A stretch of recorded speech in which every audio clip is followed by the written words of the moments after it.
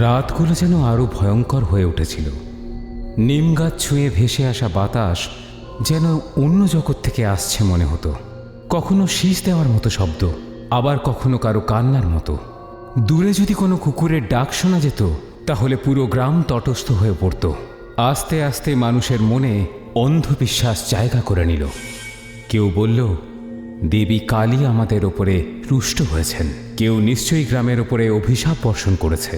প্রত্যেক সন্ধে যখন সূর্য অস্ত যেত, গ্রামের চৌমাথায় সেই সব কথারই পুনরাবৃত্তি হতো।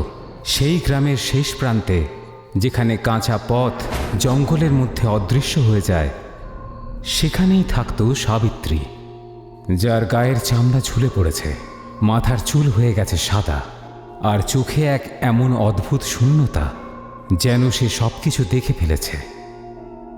একসময় মানুষ ওনাকে ভালোবেসে বৈদ্য মা বলে ডাকত। প্রত্যেক বাড়িতে ওনার নাম সম্মানের সঙ্গে উচ্চারিত হতো। কারোর যদি জ্বর হতো তাহলে ওনার ওষুধই কাজে লাগত। কোনো মহিলার যদি প্রসব পীড়া উঠত তাহলে সাবিত্রী ধাইমা হয়ে প্রাণ বাঁচাতেন। রাত্রির তৃতীয় প্রহর ছিল। বাইরে বাতাস নিমের পাতার মধ্যে আটকে ফুঁসছিল। এদিকে কুঁড়ে ঘরের ভেতরে প্রদীপের শিখা কাঁপছিল। রূপার আর্তনাদ মাটির দেওয়ালে ধাক্কা খেয়ে প্রতিধ্বনিত হচ্ছিল। আর একটু জোরে চেষ্টা করো মা, দেবী কালী মা তোমার সঙ্গে আছেন। দেওয়ালের ওপারে দাঁড়িয়ে থাকা লোকেরা শুধুমাত্র সেই আওয়াজটুকুই শুনতে পাচ্ছিলেন। তারপরে একটা সময় এলো যখন সব কিছু শান্ত হয়ে গেল। শুধুমাত্র বাচ্চার প্রথম কান্নার আওয়াজ শোনা গেল। দরজা খুলে গেল। নবজাত শিশুকে কোলে নিয়ে সাবিত্রী বাইরে বেরোলেন। তার মুখে ছিল ক্লান্তি, কিন্তু চোখে ছিল এক কোমল শান্তি। কিন্তু সেই মুহূর্তেই কেউ একজন কুঁড়ে ঘরের ভেতরে উঁকি মারল। রূপার শরীর নিস্পন্দ পড়েছিল, চোখ খোলা, ঠোঁট নীল, আর বিছানায় রক্ত শুকিয়ে গেছিল। কয়েক মুহূর্ত চুপ থাকার পরেই, রূপার বেঁচে নেই, হে ভগবান, রূপা বেঁচে নেই। দেবী কালী মা রেগে গেছেন। নিশ্চয়ই সাবিত্রী কিছু করেছে। এ একজন ডাইনি। ও দেবীকে অপমান করেছে। একমাত্র তুইই ছিলি ওখানে সাবিত্রী। তুইই ছিলি ওখানে যখন রূপা চিৎকার করছিল। আমি তোর ওপরে ভরসা করেছিলাম, কিন্তু তুই আমার বৌমাকে মেরে ফেলেছিস। প্রধান বাবু, আমি কিছুই করিনি। রূপার দম নিতে কষ্ট হচ্ছিল, ওর শরীর ক্লান্ত হয়ে গেছিল। আমি তো শুধু কালী মায়ের নাম নিয়ে ওর কষ্টটা কম করার চেষ্টা করেছি। মিথ্যে। আমরা দেখেছি তুই কিছু একটা মন্ত্র পড়ছিলি।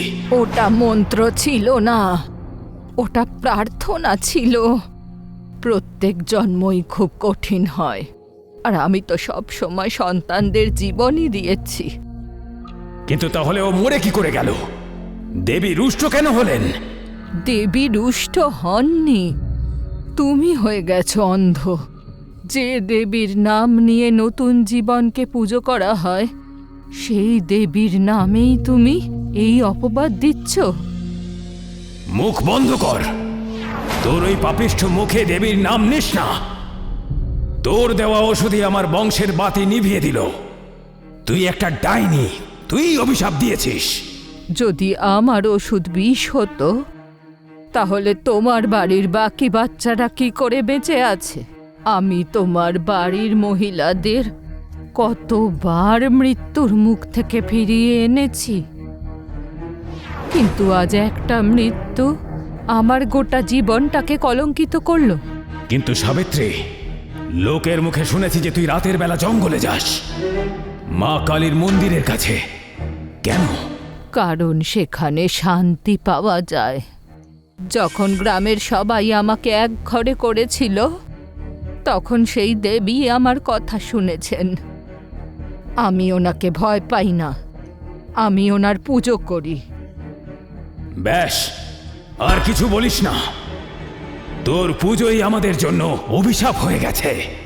অভিশাপ নয় প্রধান বাবু, বরদান ছিল, কিন্তু তোমরা সবাই তাকে আগুনে ঠেলে দিয়েছ। মনে রেখো, যখন সত্যি আগুনে পড়ে তখন ছাই সব সময় কিছু বলে যায়। লোকেরা কেঁপে উঠল, কেউ কেউ পিছু হটল, কেউ আরো ক্রুদ্ধ হয়ে উঠল। দ্রুত হাওয়া বইতে শুরু করলো, মশালের আলো কাঁপতে লাগলো। একে জ্বালিয়ে দাও, দেবীর ক্রোধ তাহলেই শান্ত হবে। সাবিত্রী নবজাত সন্তানকে মাটিতে রাখল, আস্তে আস্তে ওর মাথায় চুম্বন করলো, আর শেষবারের মতো লোকেদের দিকে তাকিয়ে বলল, আমি জন্ম দিয়েছি, মৃত্যু নয়, কিন্তু এবার তোমাদের নিজেদেরকেই সেটা বুঝতে হবে, কে সত্যি জীবিত আছে আর কে মৃত। কিন্তু কেউ ওর কথা শুনল না। ওর কুঁড়ে ঘরে আগুন লাগিয়ে দেওয়া হলো। বাড়িতে জমিয়ে রাখা ওর ওষুধপত্র আর জড়িবুটির গন্ধ হাওয়ায় মিশে গেল, আর তার সঙ্গেই গ্রামে ওর জীবন শেষ হয়ে গেল। ও আস্তে আস্তে অন্ধকারে মিশে গেল। সেই কাঁচা পথ ধরে যে পথের প্রান্তে ছিল জঙ্গল, সেই জঙ্গল যার মাঝখানে ছিল সেই পুরনো কালী মন্দির, যেখানে শুধু ধুলো আর মাকড়সার জাল ছিল। হাওয়া ছিল ঠান্ডা, হাওয়ায় উঠছিল নিম গাছের পাতা, যেন একমাত্র ওরাই সাবিত্রীর দুঃখ বুঝতে পারছিল। সাবিত্রী মন্দিরের নিচের জমিতে একটা গর্ত খুঁড়ল। ওর আঙুলগুলো মাটির মধ্যে ঢুকে যাচ্ছিল, আর প্রত্যেকবার মাটি খোঁড়ার সঙ্গে সঙ্গে ওর রাগ যেন আরো বেড়ে উঠছিল। গ্রামবাসীদের কথা, ওই ডাইনি বলে অপমান, আর সেই অপবাদ যে ওই দেবী কালীমাকে রুষ্ট করেছে, এই কথাগুলোই যেন ওর কানের মধ্যে বাজছিল। প্রধান বাবু, তুমি আমার সত্যি নস্যাৎ করেছ। গ্রামবাসী, তোমরা আমার সম্মান ধুলোয় মিশিয়ে দিয়েছ। আমি জন্ম দিয়েছি, প্রাণ বাঁচিয়েছি, আর তোমরা আমাকে ডাইনি বললে। এবার দেখো, এই মাটি তোমাদের সত্যি সামনে আনবে। সে একটা পুতুলকে মাটির মধ্যে পুঁতে দিল, আর মাটিতে পোতার আগে পুতুলের বুকের ওপরে কয়লা দিয়ে লিখে দিল, তোমাদের সুখ আমি কেড়ে নেব। ওর চোখ জ্বলছিল, কিন্তু চোখে জল ছিল না, শুধু এক ঠান্ডা ভয়ঙ্কর দৃষ্টি। ও কালো সুতোটা আরো শক্ত করে বাঁধল, আর তারপর মাটি দিয়ে গর্তটা ভরে দিল।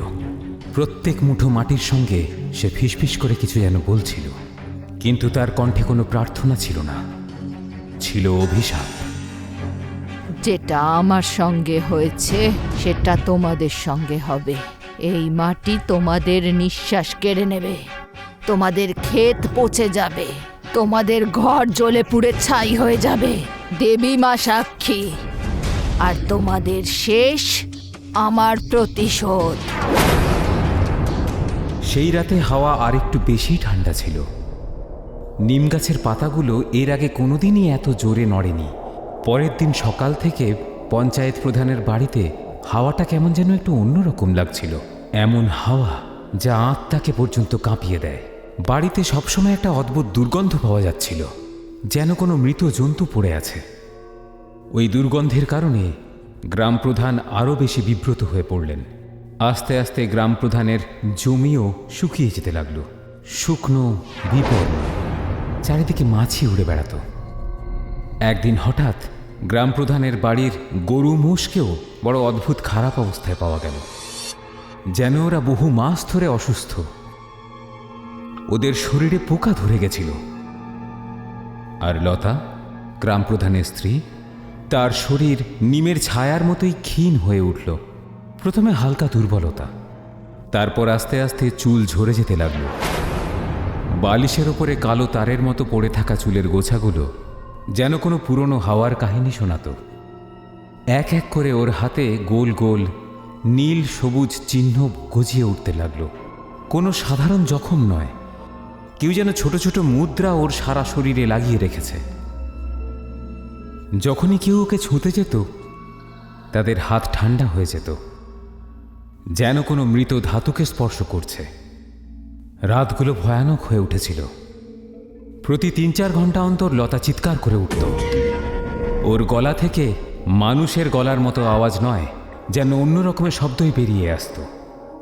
মাঝে মাঝে সে অশরীরীর মতো চিৎকার করত।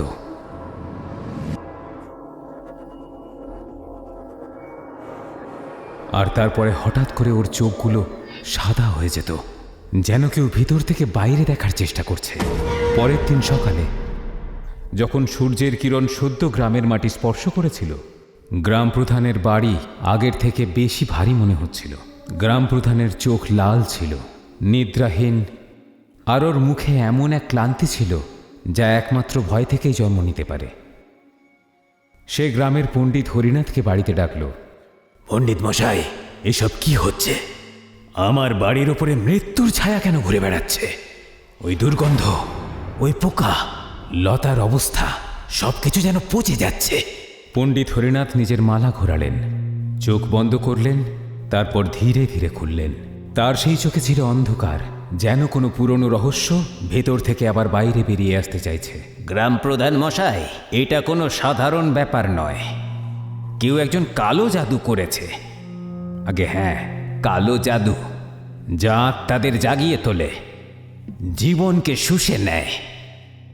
কালো জাদু কে করতে পারে এরকম? সাবিত্রী, ওই ডাইনি, ওই কি তাহলে? চুপ, নাম নেবেন না ওর। ওর নামই এখন অভিশাপ। একটা ছায়া, কালো আর ঠান্ডা, যা তোমার বাড়ির চারিদিকে ঘুরে বেড়াচ্ছে। ও কিছু একটা পুঁতেছে। হ্যাঁ, ওর পুতুলটা, ওর চুল আর ওর কাপড় মন্দিরের নিচে, পুরনো কালিকা মন্দিরের নিচে, যেখানে শিকড় মাটিকে ফাটিয়ে দেয়। মন্দিরের নিচে? হে ভগবান, কি হবে যদি আমরা ওটাকে না বের করতে পারি? পণ্ডিত মশাই, পূর্ণিমার আগে যদি ওটাকে না বের করতে পারো, তাহলে মৃত্যু নিশ্চিত। শুধু লতার নয়, তোমার সন্তানদের, পুরো বাড়ির ওই কালো জাদু ছড়িয়ে পড়বে, যেভাবে বিষ ছড়িয়ে পড়ে, এবং তার প্রকোপে পড়বে সবাই। আত্মা জেগে উঠবে, বাতাস চিৎকার করবে, আর তোমার বাড়ি তা শুধু ছাই হয়ে থেকে যাবে। বের করো ওটাকে গ্রাম প্রধান, না হলে দেবীও তোমাকে বাঁচাতে পারবেন না। রাতের 3য় প্রহর ছিল। আকাশে ভাঙা চাঁদ মেঘের আড়াল থেকে উঁকি মারছিল, যেন চাঁদও ভয় কাঁপছে। জঙ্গলের পাকদণ্ডি ধরে 4 জন মানুষ হেঁটে চলেছিল। গ্রাম প্রধান, পণ্ডিত হরিনাথ আর 2 জন অন্য গ্রামবাসী, যাদের হাতে জ্বলছিল মশাল। মশালের শিখা হাওয়াতে কাঁপছিল। পুরনো সেই দেবী কালীর মন্দির ছিল সামনে, যার দেওয়ালগুলো ভাঙা, চারিদিকে মাকড়সার জাল। আর মন্দিরের নিচের জমি এমন ছিল যেন বহু বছর ধরে তার উপরে কোনো পা পড়েনি। পণ্ডিত হরিনাথ মালা ঘোরালেন, মন্ত্র পড়লেন, আর তারপর মন্দিরের সিঁড়ির সামনে দাঁড়ালেন। এখানেই আছে, এখানেই ওটা পোঁতা আছে। এই মাটি চিৎকার করছিল। খোঁড়ো, তাড়াতাড়ি খোঁড়ো, না হলে ওই আত্মা জেগে উঠবে। গ্রাম প্রধানের মুখ ঘামে ভিজে গিয়েছিল, ওর চোখ ভয় আর রাগে লাল হয়ে উঠেছিল। উনি রামু আর শ্যামকে ইশারা করলেন, আর 2 জন কোদাল তুলে জমি খুঁড়তে শুরু করল। মাটি ছিল শুকনো, কিন্তু প্রত্যেকবার কোদালের আঘাতের সঙ্গে এক অদ্ভুত দুর্গন্ধ উঠছিল, পচা গন্ধ, যেন কোনো মৃত জানোয়ার এখানে পোঁতা আছে। হাওয়ার বেগ বেড়ে উঠল, নিম গাছের পাতা সরসর করে ঝরে পড়তে শুরু করল। রামু আর শ্যামের মুখে ভয় স্পষ্ট বোঝা যাচ্ছিল। ওদের হাত কাঁপছিল। ওরা একবার করে মাটি কোপাচ্ছিল আর ভয়ার্ত চোখে চারিদিকে চেয়ে দেখছিল, যেন কোনো ছায়া ওদের ঘাড়ের কাছে দাঁড়িয়ে শ্বাস নিচ্ছে। হঠাৎ করে কোদালটা কোনো শক্ত জিনিসে আঘাত লাগলো। একটা ঢং করে আওয়াজ শোনা গেল, আর সবাই তখনই চমকে উঠল। রামু কোদাল ফেলে দিয়ে পিছু হটল। শ্যাম মশালটা হাতে নিল। তখনই মাটির মধ্যে সে কিছু একটা দেখতে পেল, একটা কাপড়ে মোড়া মাটির পুতুল। ওটার আকার ছিল ছোট, কিন্তু পুতুলটা এমনভাবে তৈরি করা হয়েছিল যেন কোনো ছোট্ট মানুষ। পুতুলের মাথার উপরে লতার কালো চুল আটকানো ছিল, আর ওর শরীরটা মোড়া ছিল লতার পুরনো ওড়না দিয়ে। সব থেকে ভয়ঙ্কর ছিল ওর গলা, একটা কালো সুতো যার মাঝখানে একটা কালো মুক্তো ঝোলানো ছিল, যেন এক ফোঁটা রক্ত। পুতুলের বুকের উপরে কেউ যেন কয়লা দিয়ে লিখে দিয়েছিল, তোদের সবার সুখ আমি কেড়ে নেব। এটা কি? এ নিশ্চয়ই সাবিত্রীরই কাজ। ওই ডাইনিটাই আমাদের বাড়ির সুখ শান্তি কেড়ে নিয়েছে। এটা শুধু জাদু নয়, এ এক রকমের আত্মার বন্ধন। যে এটা বানিয়েছে সে তার আত্মার অংশ এর মধ্যে দিয়েছে। যদি এটাকে এক্ষুনি না জ্বালিয়ে ফেলা হয় তাহলে এটা তোমার বাড়িকে পুরো গিলে খাবে। পুড়িয়ে দাও এটা। আজকেই এই অভিশাপকে শেষ করো। সাবিত্রী, তুই যেখানেই থাকিস আমাদের বাড়িটাকে তুই ছেড়ে দে। কিন্তু যখনই মশালের শিখা পুতুলকে ছুঁতে গেল, হাওয়া থেমে গেল। গ্রাম প্রধানের চোখ থেকে কোনো ভয় নয়, বরং এক গভীর অপরাধ বোধ ঠিকরে বেরোচ্ছিল। পুতুলটা মাটিতে পড়েছিল, আর তার গলায় ওই লাল মুক্তোটা চকচক করছিল, যেন ওটা হাসছিল। যখনই গ্রামপ্রধান পুতুলটাকে তুলে ভাঙার চেষ্টা করলেন, মন্দিরের ভেতর থেকে একটা আওয়াজ ভেসে এলো, তোমাদের সমাপ্তি আমার মশালের প্রতিশোধ। আগুন কেঁপে কেঁপে নিভে গেল। এমন এক অন্ধকার ছেয়ে গেল চারিদিকে, যেন এই জঙ্গল সব কিছুকে গিলে খেয়েছে। পণ্ডিত হরিনাথের মালা মাটিতে ছিটকে পড়ল, আর ওর দম আটকে এলো। রামু আর শ্যাম অনেক আগেই পালিয়ে গেছিল। গ্রাম প্রধান মশাই, এখন আর এইটা আমাদের হাতে নেই। এই আত্মা সাবিত্রীর নয়, এটা অন্য কিছু। না, এটা ওই ডাইনিটারই কাজ। আমি ওকে জ্বালিয়ে দেব। মন্দিরের ভাঙা দেওয়াল থেকে একটা চিৎকার বেরোলো, আর মাটি আস্তে আস্তে কেঁপে উঠল। গ্রামপ্রধান পুতুলটাকে মাটিতে আছাড় মারলেন, কিন্তু ওটা ভাঙল না। শুধু ওর কালো সুতোটা ছিঁড়ে গেল, আর লাল মুক্তোটা মাটিতে গড়িয়ে গড়িয়ে মন্দিরের সিঁড়ির কাছে গিয়ে হারিয়ে গেল। নাড়াও, ওটাতে হাত দিও না। এই অভিশাপ এখন তোমার রক্তে মিশে গেছে। পালাও এখান থেকে গ্রামপ্রধান মশাই, পালাও এখান থেকে। কিন্তু গ্রামপ্রধান তার কথা শুনলেন না। উনি পুতুলটাকে তুলে মন্দিরের বাইরের দিকে দৌড়লেন, যেন ওটাকে আগুনে পুড়িয়ে ফেলাটাই একমাত্র রাস্তা।